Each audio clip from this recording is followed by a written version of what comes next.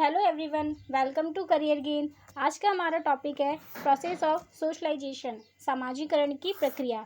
इस वीडियो में हमने कुछ महत्वपूर्ण प्रश्नों को शामिल किया है। ये सभी प्रश्न टीचिंग एग्जाम की दृष्टि से बहुत ही ज़्यादा महत्वपूर्ण है और बार बार पूछे जाने वाली प्रश्न है, इसलिए सीटेट जुलाई 2024 की दृष्टि से अति महत्वपूर्ण प्रश्न है।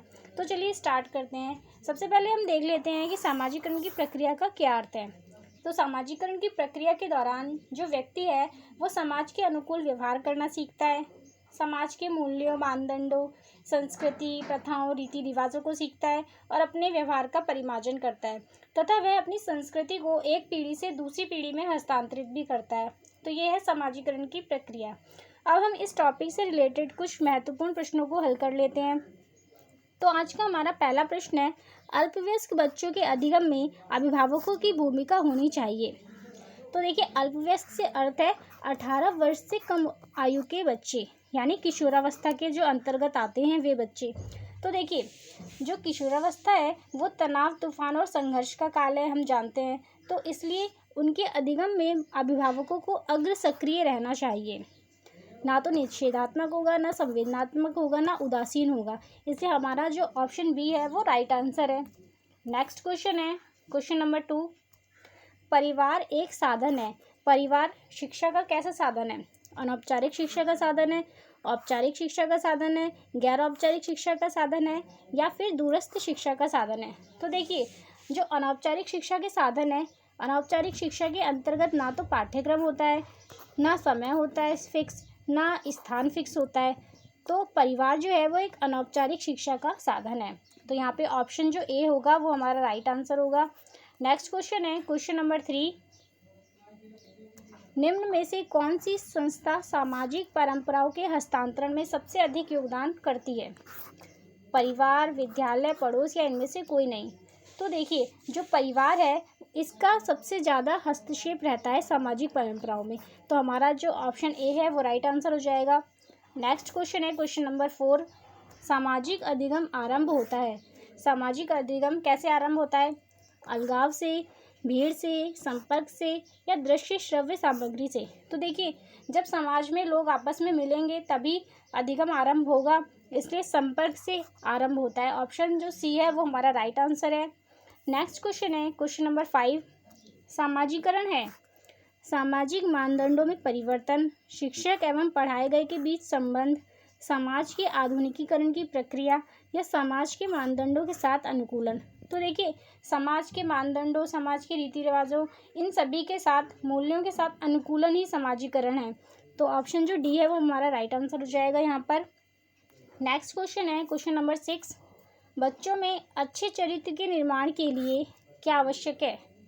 पाठ्य पुस्तकों में चरित्र निर्माण संबंधी पाठ होने चाहिए, चरित्र निर्माण के लिए व्याख्यान दिए जाने चाहिए, कक्षा कक्ष गतिविधि इस प्रकार से हो कि बच्चों को चरित्र निर्माण में सहायता मिल सके, या फिर महापुरुषों की जीवनी बच्चों को पढ़ाई जानी चाहिए? तो देखिए, जो सबसे ज़्यादा एक्टिव ऑप्शन होगा वो हमारा राइट आंसर होगा। तो जो ऑप्शन सी है वो ही राइट है, क्योंकि कक्षा कक्ष गतिविधि इस प्रकार की होगी बच्चों को चरित्र निर्माण में सहायता मिले। तो ऑप्शन जो सी है वो हमारा आंसर है इसमें। नेक्स्ट क्वेश्चन है, क्वेश्चन नंबर 7, निम्न में से कौन सी समाजीकरण की निष्क्रिय एजेंसी है? मतलब समाजीकरण का जहाँ रोल नहीं है कोई? स्वास्थ्य क्लब, परिवार, इको क्लब या सार्वजनिक पुस्तकालय? तो देखिए, सार्वजनिक जो पुस्तकालय होते हैं वहाँ पे क्या होता है, लोग आपस में बातचीत नहीं करते, तो वहाँ पे समाजीकरण नहीं है, वो समाजीकरण की निष्क्रिय एजेंसी है। ऑप्शन डी जो है वो हमारा राइट आंसर है। और जो ये तीनों ऑप्शन है इसमें सभी बातचीत कर सकते हैं, तो ये समाजीकरण की एजेंसी है, लेकिन सार्वजनिक पुस्तकालय जो है वो एक समाजीकरण की निष्क्रिय एजेंसी है। नेक्स्ट है क्वेश्चन नंबर 8, देखिए यहाँ पे हो जाएगा मनोसामाजिक। मनोसामाजिक सिद्धांत निम्न में से किस पर बल देता है? तो देखिए, मनोसामाजिक सिद्धांत जो है वो एरिक्सन ने दिया था। इन्होंने इसमें 8 स्टेज बताई हैं, अपने इस सिद्धांत में 8 स्टेज बताई हैं, जिसमें कि जो 4th स्टेज है वो है परिश्रम और हीनता स्तर, जो कि 6 से 12 वर्ष की उम्र के बालकों में होती है। उद्यम या हीनता स्तर या परिश्रम और हीनता स्तर। तो जो ऑप्शन सी जो है वो हमारा राइट आंसर है। मनोसामाजिक जो सिद्धांत है एरिक्सन ने दिया था, इनकी 8 स्टेज हैं। इनमें जो 4th नंबर की स्टेज है वो है परिश्रम और हीनता स्तर या उद्यम और हीनता स्तर। तो सी जो है वो हमारा राइट आंसर है। नेक्स्ट क्वेश्चन है, सामाजिकरण एक प्रक्रिया है। सामाजिकरण कैसी प्रक्रिया है? मूल्यों, विश्वासों, अपेक्षाओं को अर्जित करने की, मित्रों के साथ सामाजिक बनने की, घुलने मिलने तथा समायोजन की, एक समाज की संस्कृति की आलोचना करना सीखने की। तो देखिए ऑप्शन जो ए है वो हमारा राइट आंसर है, सबसे बेस्ट ऑप्शन है। समाज के मूल्यों को, विश्वासों को, अपेक्षाओं को अर्जित करना ही सामाजिकरण है। नेक्स्ट क्वेश्चन है क्वेश्चन नंबर 10, निम्न में से कौन सा सामाजिकरण में प्रमुख है? कंप्यूटर, आनुवंशिकता, राजनीति दल या परिवार? तो देखिए परिवार जो है सबसे महत्वपूर्ण कारक है सामाजिकरण का। बच्चा जो है सबसे पहले परिवार में ही आकर सीखता है। तो ऑप्शन जो डी है वो हमारा राइट आंसर हो गया। नेक्स्ट क्वेश्चन है क्वेश्चन नंबर 11, जनसंचार माध्यम सामाजिकरण का एक महत्वपूर्ण माध्यम बनता जा रहा है।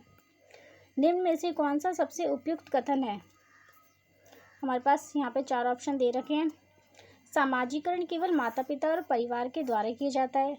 जनसंचार माध्यमों की पहुंच बढ़ रही है और जनसंचार माध्यम अभिवृत्तियों, मूल्यों और विश्वासों को प्रभावित करता है। बच्चे संचार माध्यमों के साथ प्रत्यक्ष रूप से अंतःक्रिया नहीं कर सकते। यह संचार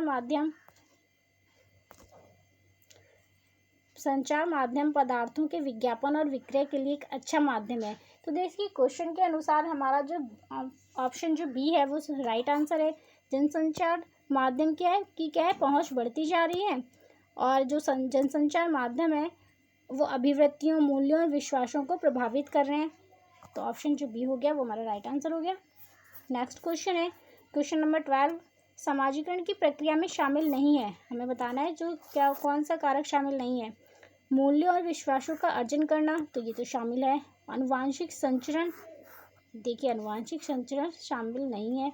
एक संस्कृति की रीतियों और मानदंडों को सीखना शामिल है। कौशलों का अर्जन भी होता है, लेकिन जो आनुवांशिक संचरण है वो सामाजिकरण के अंतर्गत नहीं आता। तो बी है जो वो हमारा राइट आंसर है। नेक्स्ट क्वेश्चन है क्वेश्चन नंबर 13, बच्चों के सामाजिकरण में परिवार की भूमिका निभाता है। कैसी भूमिका निभाता है? कम महत्वपूर्ण, रोमांचकारी, मुख्य या गौण? तो देखिए परिवार की मुख्य भूमिका होती है। सबसे पहले बच्चा परिवार में ही आकर सीखता है। तो ऑप्शन जो सी है वो हमारा राइट आंसर है। नेक्स्ट क्वेश्चन है क्वेश्चन नंबर 14, निम्नलिखित में से कौन से सामाजिकरण के गौण कारक हो सकते हैं? विद्यालय और पास पड़ोस, विद्यालय और निकटतम परिवार के सदस्य, परिवार और रिश्तेदार या परिवार और पास पड़ोस? तो देखिए गौण कारक बताएं तो जो परिवार है वो तो गौण कारक हो ही नहीं सकते। सबसे पहले तो परिवार और पास पड़ोस ही आता है, तो पास पड़ोस भी नहीं हो सकता। यहाँ पे विद्यालय और निकटतम परिवार के सदस्य हमारा आंसर होगा। जो सामाजिकरण के गौण कारक है वो विद्यालय और निकटतम परिवार के सदस्य हो सकते हैं। तो ऑप्शन जो है बी जो है वो हमारा राइट आंसर है। नेक्स्ट क्वेश्चन है क्वेश्चन नंबर 15, विज्ञान के मनोसामाजिक सिद्धांत का प्रतिपादन किसने किया? हम बता चुके हैं, एरिक्सन ने मनोसामाजिक सिद्धांत का प्रतिपादन किया है। इसमें इन्होंने 8 स्टेज बताई हैं बच्चे की एज के अकॉर्डिंग स्टेज बताई हैं। उसमें कब कौन सा भाव पैदा होता है और सफलता में कौन सा भाव आता है, असफलता में कौन सा भाव आ सकता है, यही इन्होंने अपने सिद्धांत में बताया है। नेक्स्ट क्वेश्चन है क्वेश्चन नंबर 16, शिक्षा के संदर्भ में सामाजिकरण से तात्पर्य है। शिक्षा के संदर्भ में सामाजिकरण से क्या तात्पर्य है? सामाजिक वातावरण में अनुकूलन और समायोजन, सामाजिक मानदंडों का सदैव अनुपालन करना, अपने सामाजिक मानदंड बनाना या समाज में बड़ों का सम्मान करना। तो देखिए सामाजिक वातावरण में अनुकूलन और समायोजन ही सामाजिकरण है। शिक्षा भी इसी पर बल देती है।